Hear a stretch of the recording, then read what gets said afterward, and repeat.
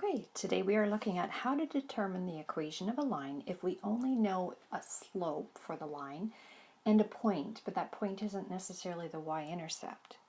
So it creates a little bit of a dilemma here. So we're going to do an investigation first to come up with the equation of the line, and then we're going to learn another method to do this without having to do the whole graphing piece of this. So number one here says, on the Cartesian plane, plot the point at 3, -7. So the 3 goes with the x, so I'm going to the right by 3 from the origin, and then I'm going down 7, which gives us a spot right about here on the Cartesian plane. Okay, so I've done step number 1. Check. Number 2, use the slope of -2 to rise and run to another point on the line. So I know slope is rise divided by run, and -2 is a whole number. It's an integer number. Doesn't have a fraction form, but I know I can make it into a fraction form by putting a 1 on the bottom. So it means I could fall 2, because my rise is actually -2, and go 1 to the right, which would take me down here. I'm almost falling off my grid. The other option, if I have a -2 over +1, I could switch that negative to be with the 1 instead of the 2, and instead go up 2, but then go to the left 1. So go up 2 and to the left 1 and drop a point there. Go up 2 and to the left 1. Up 2 to the left 1. So we've done the slope to find another point on the line, and I actually did number 3 as well. I repeated the process a couple more times to find a couple more points on the line. Now my next step is to use a ruler to join the points and create the line. Now I can't use a ruler on my iPad very well, it just doesn't work, but I expect that you guys can use some kind of a straight edge to create a nice straight line on your graph. So there we are there. Now what we're going to do after that is, it says number 5, where does the line cross the y-axis? So I'm looking at my vertical axis and trying to find the point where it crosses, and to me that looks like -1. It's crossing the y-axis at -1. Now that I know the y-intercept, I can actually state the equation, because we know the m is the slope and we know the b is the value that we want to use for the y-intercept. So my equation then should be y equals, the slope is -2, so it's going to be -2x, and then plus my y-intercept, plus -1. Plussing a negative is really the same as subtracting, so just subtract 1. Okay, so that's how we can come up with the equation of the line when they don't actually give us the y-intercept. We could graph it. Now it is a lot of work to do graphing, and we're going to look at an alternative method here, which I'll do on the next slide. Before we do that, though, I'm going to look at number 7. It says, using the equation, determine if the point 11, -39 lies on the line.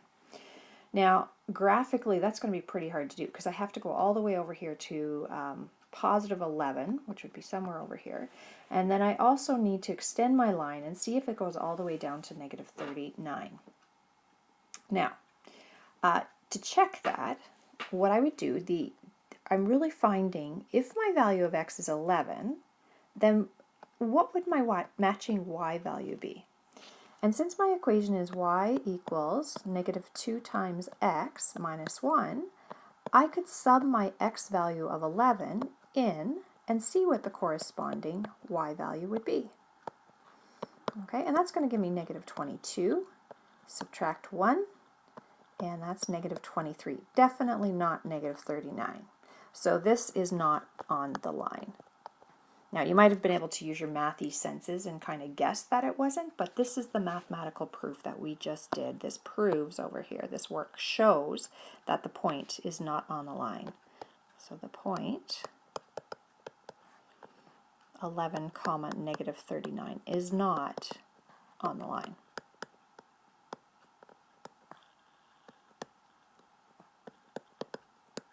Okay. We're going to look at this alternative method. Suppose we would like to find an equation without all the trouble of graphing. So we're going to repeat the process here, still looking for the equation with a slope of -2, so m equals -2, and are passing through that point 3, -7. And I'm going to show you how you can do this without having to go to the trouble of graphing. I'm going to flip slides here. There we go. So I've just written down here the equation with a slope of -2 and passing through 3, -7, just so we remember that that's what we're working with.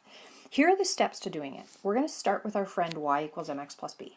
We know the m is the slope, so part B says substitute, typo, that should be substitute, the value for the slope in for the m in the equation.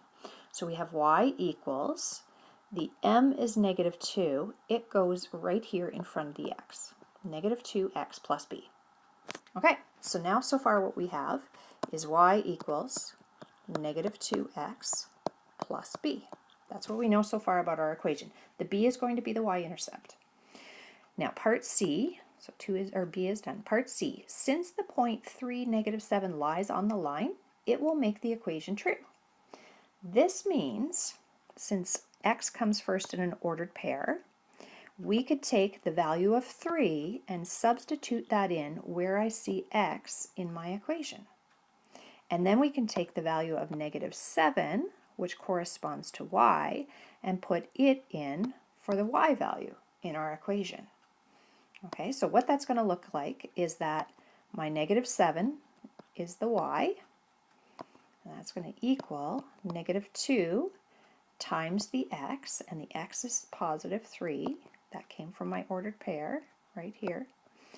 And then we have our plus b. Now our b is our y-intercept, but we don't know it yet. But now we can solve for it because we have an equation with just one unknown in it. So we get -7. So we're done part C, we subbed our values in. We're on to part D now. We're going to use that equation to solve for the y-intercept. So I have -7 equals -6 plus b. And I got the -6 by just multiplying the -2 times 3. That's where -6 came from. And now for solving equations, I need to get b all by itself. I have a -6 with it. So to undo that, I'm going to add 6 to both sides of my equation, both sides of the equal sign.